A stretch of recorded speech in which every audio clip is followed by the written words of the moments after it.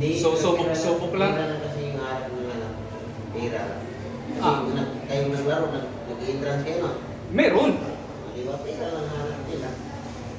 Biruin mo man, nung nakaraan, parang 3,000 ata yung entrance. Tapos pagka magdagdag ka ng isang category, 1,500. Di ba? Sila lang nagpapera. Ay, ganun talaga. Pwede talaga natin nasabing ganun. Na sila lang yung kumikita. Kaso wala, ayun nga, magbayad naman din sila sa venue. Mag-arkila ba?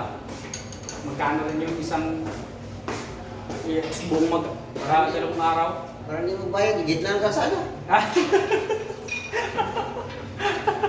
kung pwede ganun ala. Ay, Kaya, ayos. Pero dati daw, ngayon ako nakakwentuhan dati daw, wala daw ano ganun eh, walang bayad na ganun, libre yan ganun eh, tapos may premium pa. Pinasukan na kasi ng business eh, kaya... Oo,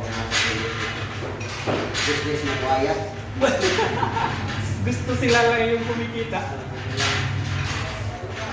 Hindi pa kaya nga kayo nakapag business.